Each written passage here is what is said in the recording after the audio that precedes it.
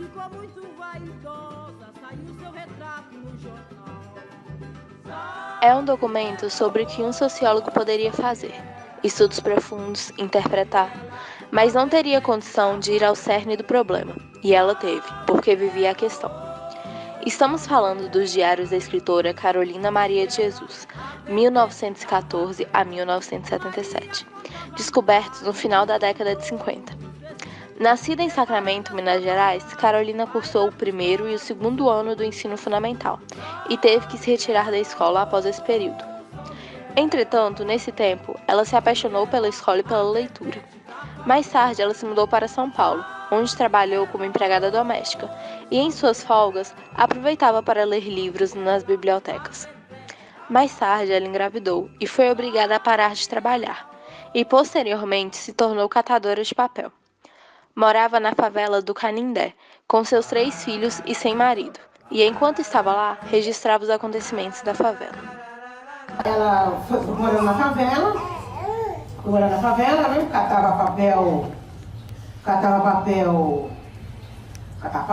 me carregava aqui no braço, carregava um saco aqui, se eu lembro, um saco aqui, um saco na cabeça, e uma sacola com alumínio, com fios que ela achava.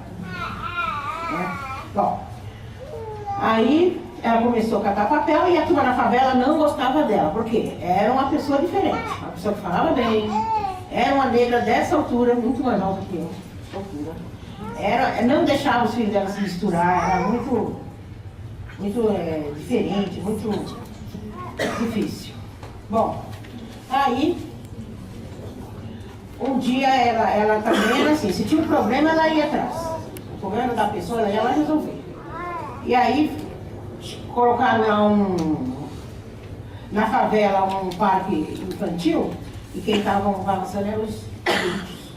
Aí ela foi lá e falou, não, eu vou com vocês todos no meu livro. E aí o Aldário estava lá. Mandaram um repórter, aí foi esse Aldário, estava lá, escutou, foi até o barraco e viu que, bom, ela dizia que escrevia em livros de papéis de pão. O Aldário disse que não, que era livro de cadernos velhos. E aí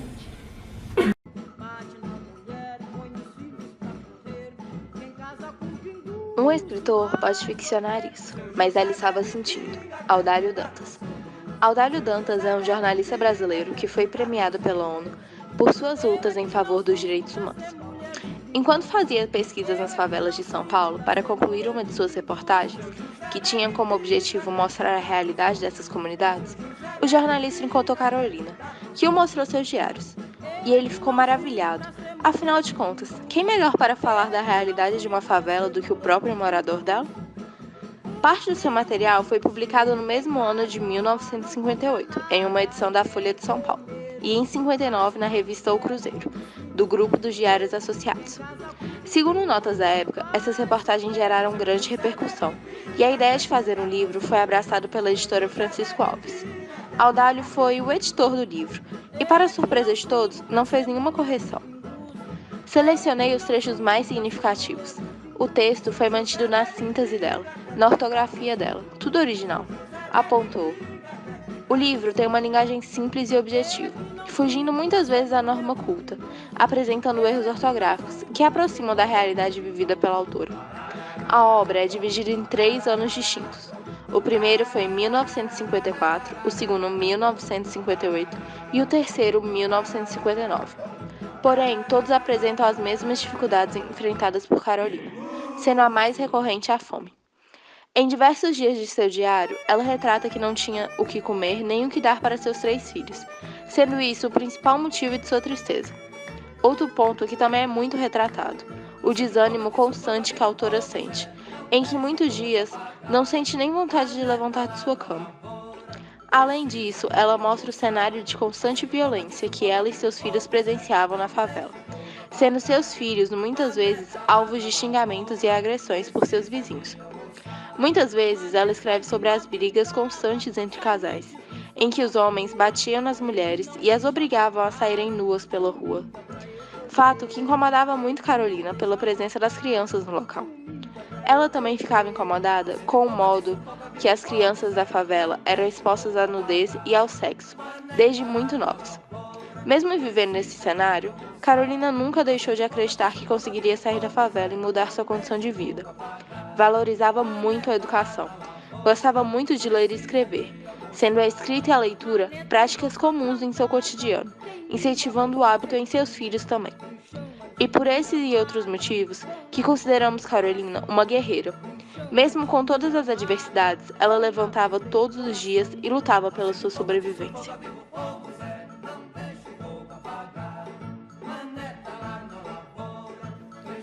A história de Carolina é muito impactante, e mesmo tendo acontecido há meio século atrás, seu relato se torna muito atual quando olhamos para nosso lado e ainda encontramos pessoas que têm que lutar muito por sua sobrevivência nas cidades.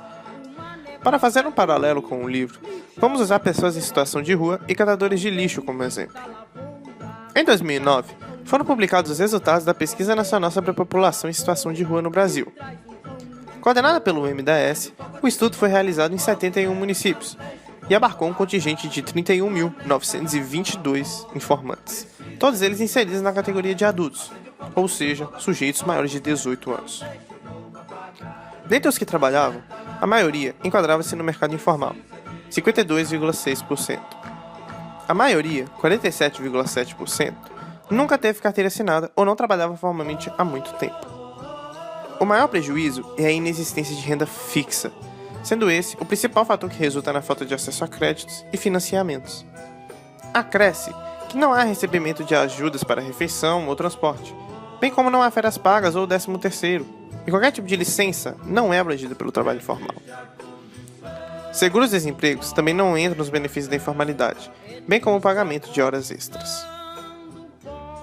A renda semanal média da parcela inserida no mercado informal era de R$ 20 a R$ 80. Quase 90% não recebia qualquer benefício dos órgãos governamentais.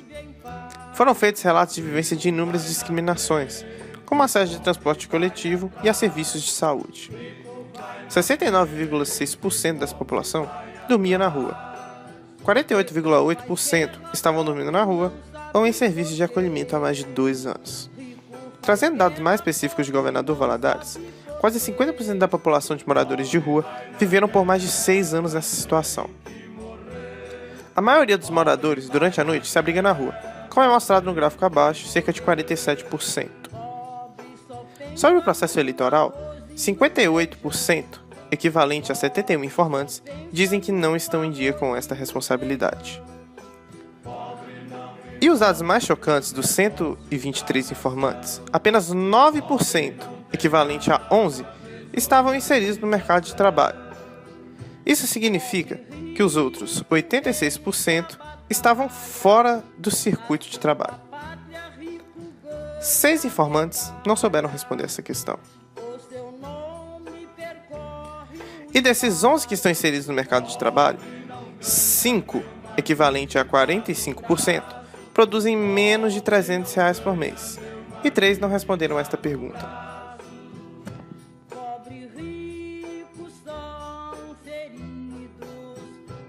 A Constituição Brasileira foi promulgada em 1988 e se compromete a estar de acordo com a Declaração Universal dos Direitos Humanos.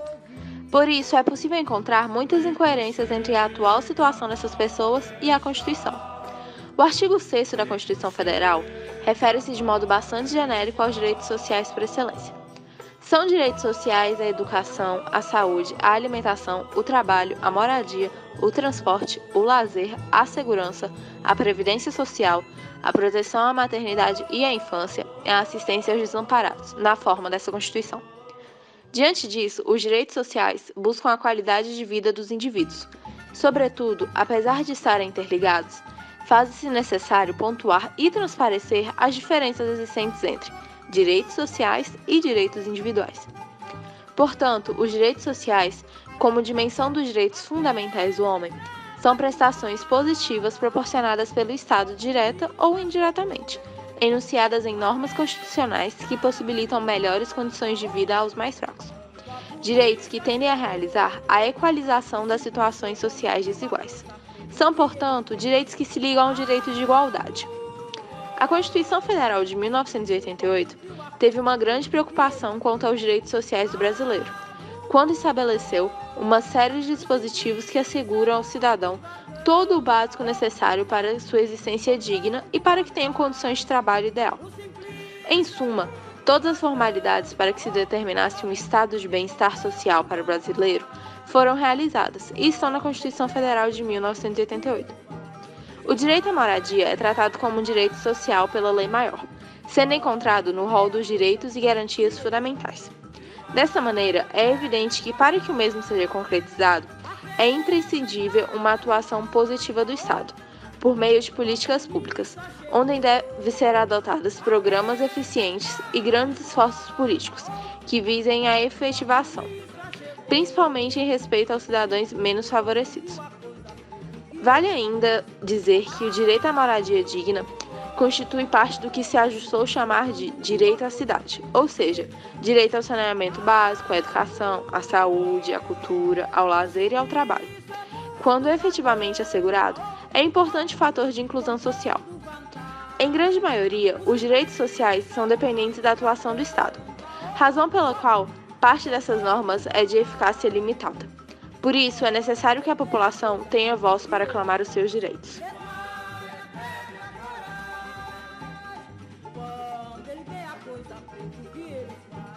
Um dos maiores obstáculos para podermos amenizar o problema dessa população que se encontra em miséria, morando nas favelas ou até mesmo nas ruas, é essas pessoas serem ouvidas.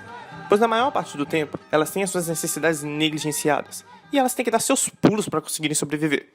E isso tem raiz em vários outros problemas. Como é visto no mapa abaixo, segundo a Vigilância Socioassistencial de Governador Valadares, 50% dos moradores de rua possuem um fundamental incompleto.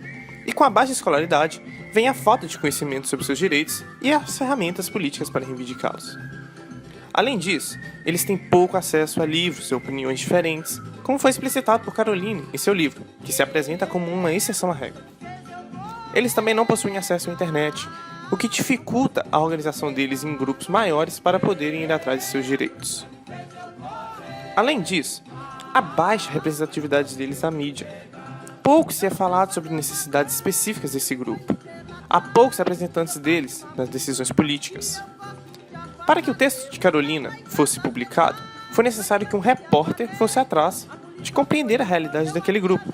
E mesmo assim, ele não conseguiria transmitir com a mesma fidelidade se não tivesse encontrado na sorte alguém. Isso também demonstra a importância de textos como o de Carolina, pois são raríssimos os relatos de moradores de comunidades e população em situação de rua. A fim de encontrarmos mais esses relatos, fomos atrás de alguns moradores de rua e catadores de lixo.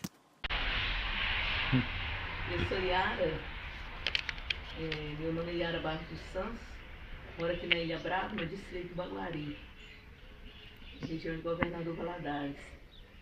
E sou casada, tenho 3 filhos, já sou avó, 4 netos e vivo aqui há 32 anos. Está caminhando para 33 anos. E há quanto tempo você conhece o Gerson? Já tem desde que eu moro aqui. Eu conheço ele. Como você criou intimidade com ele? Olha, é como hoje, como um irmão. Ele é como uma pessoa de minha família. Sabe se ele tem família? Ele, que me consta, ele tem uma tia lá no Baguari.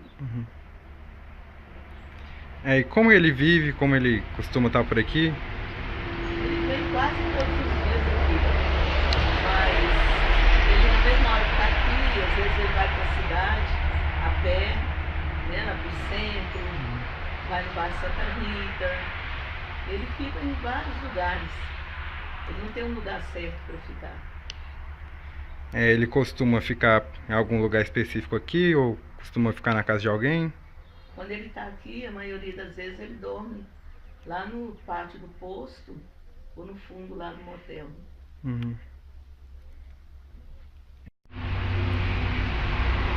vezes o pessoal tem um certo medo dele, porque infelizmente há sempre preconceito, pessoas que têm preconceito, porque é uma pessoa não precisa. Ele é de dentro da minha casa há muito tempo, ele almoça, ou janta, ou toma um café. Ele nunca faz 2 refeições no dia, é muito difícil. É só quando está muito calor ou muito frio, que ele não dá conta de andar, então ele fica mais pela região. E ele tem o costume de participar com a gente das missas, ou uma celebração. Hoje mesmo ele esteve aqui comigo, participou da intercessão que nós tivemos. Seria na igreja, mas foi aqui em casa e ele esteve com a gente. Então ele é uma pessoa tranquila, inofensiva. Ele muitas vezes conversa. Muita gente acha que ele nem conversa, acha que ele é mudo. Mas quando a gente dá abertura aqui em casa, todo mundo é alegre, brinca e dá corda para ele conversa, ele conta a vida dele. Inclusive ele me contou que ele já trabalhou no trecho há muitos anos atrás e que era muito barulho das máquinas e ele não conseguiu continuar. E às vezes a gente pensa que até esse barulho das máquinas que atrapalhou ele um pouco e hoje ele tem esse problema. Então, o tipo da pessoa, né, que muitas vezes está por aí, a gente acha que é um doido, que é um drogado, e simplesmente são pessoas que estão precisando de cuidados da gente.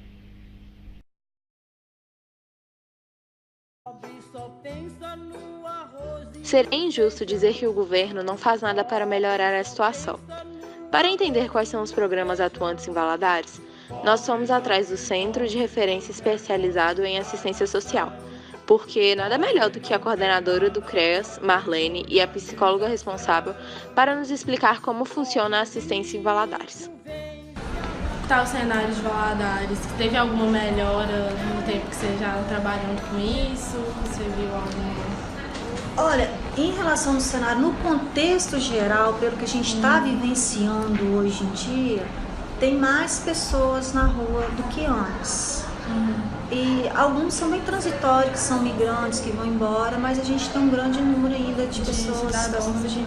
Isso. O governador Valadares hoje, ele é um município muito acolhedor na questão que a gente tem todos os serviços de assistência para atender.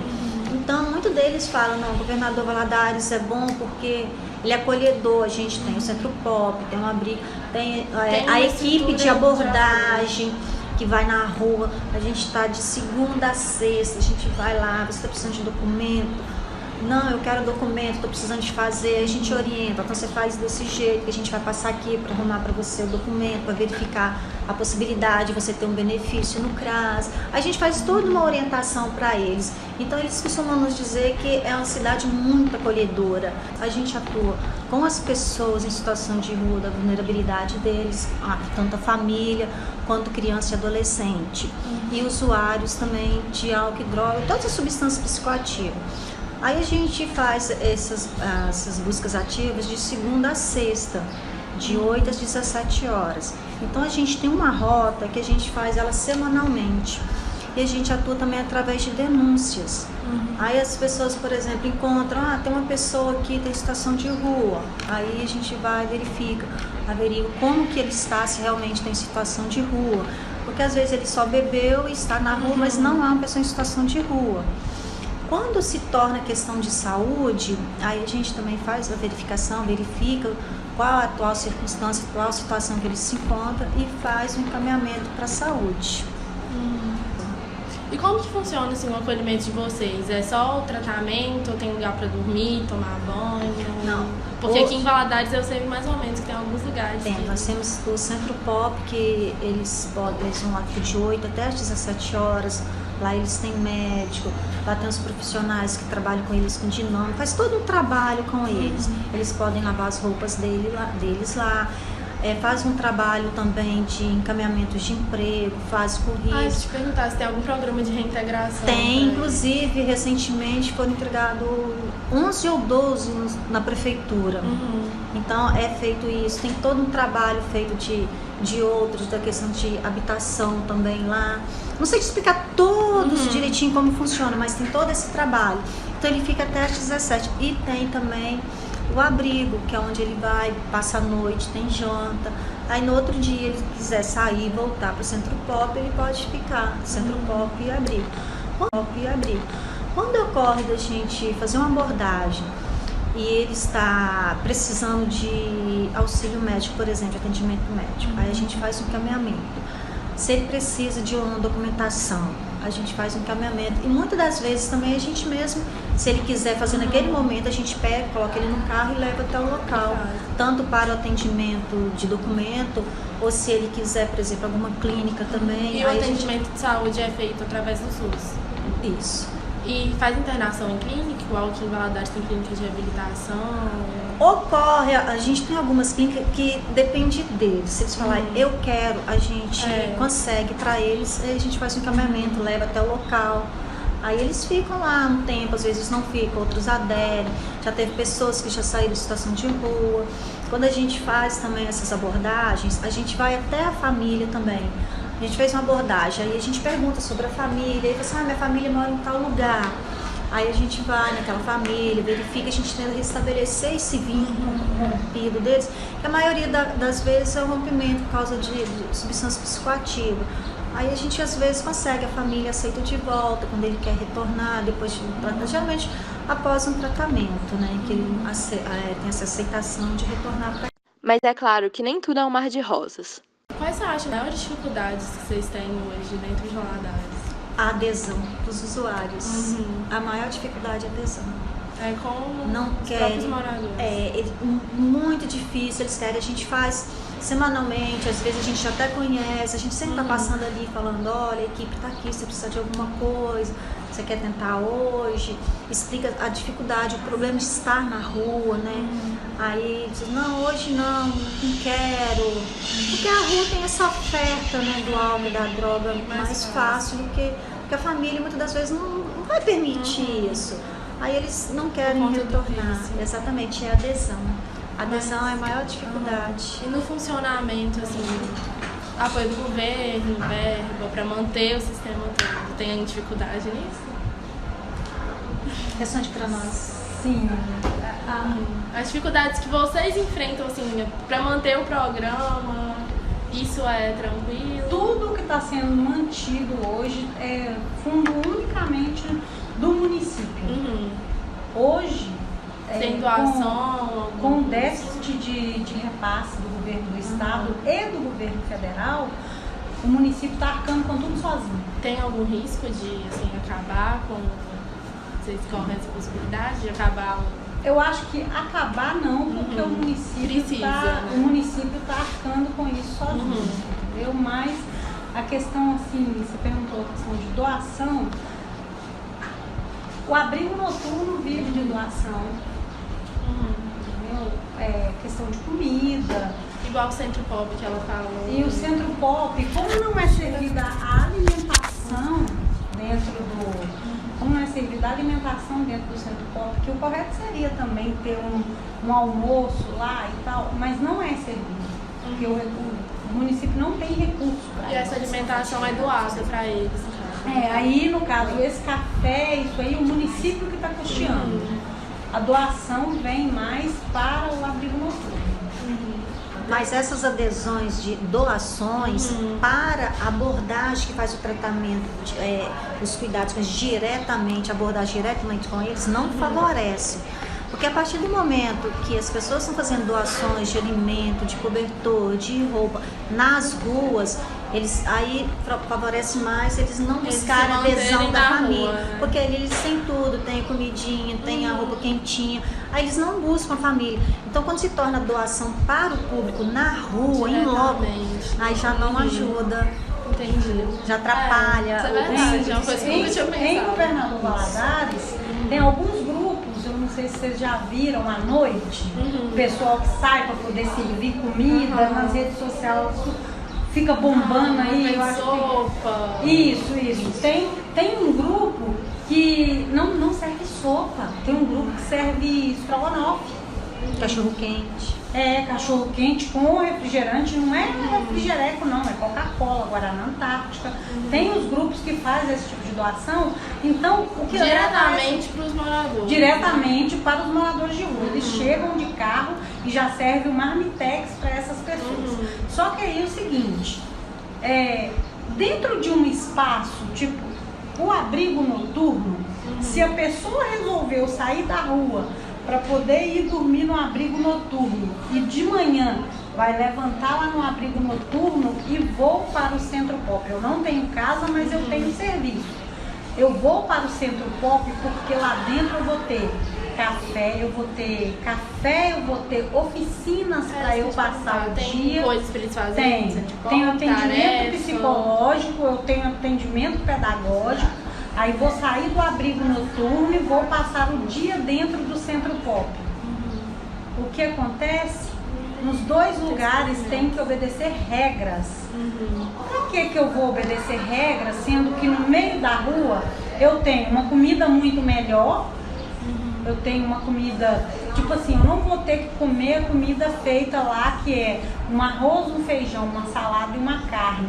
Aqui eu vou ter uma comida diferente que eu vou ganhar ali daquele restaurante ou daquela churrascaria. Aqui eu vou ter estrogonofe, aqui eu vou ter churrasco, aqui eu vou ter cachorro quente com refrigerante. Favorece eles continuarem na mesma condição. Continuar na rua. Né? E sem contar que no meio da rua eles pedem dinheiro e têm a liberdade de usar droga. Para sustentar. E não tem a reinserção na sociedade, né? Continua na mesma condição. Então, o que a gente sempre orienta, prestar atenção 2 vezes antes de dar dinheiro ao morador de rua. De preferência que nunca dê dinheiro. E ele já sabe também todos os cardápios que tem à noite. Eles falam, no tal dia a instituição tal vem, no outro dia a outra vem. Então eles têm todos os dias o horário certo da juntinha deles na rua. Cobertores que eles recebem também. Então é isso que atrapalha muito essa questão do retorno da família deles, que dificulta o nosso trabalho. Porque a gente acaba não conseguindo fazer essa inserção deles junto com a família por ter essa grande oferta na rua, né? Que eles... Na rua não tem regras, nem nós tem regras, né? Então, assim, acontece na rua mesmo, da questão deles. Eles não importam com horário, não tem pudor. Às vezes faz sexo durante o dia, né, na cidade. Então, tem uma facilidade maior nesse sentido. Mas, geralmente, quando ocorre, isso aciona algum serviço, né? A gente vai lá e faz todas as orientações. Essa entrevista extremamente esclarecedora nos permite compreender melhor como funciona todo o sistema na nossa cidade e trouxe informações que nem imaginaríamos. E todo esse trabalho surgiu da leitura da obra O Quarto de Despejo, de Carolina Maria de Jesus. Esse é o poder da literatura, nos colocar nos calçados do outro, de permitir que conhecemos a nossa realidade e instigar a curiosidade. A leitura é uma porta aberta para um mundo de descobertas sem fim. Sandro Costa.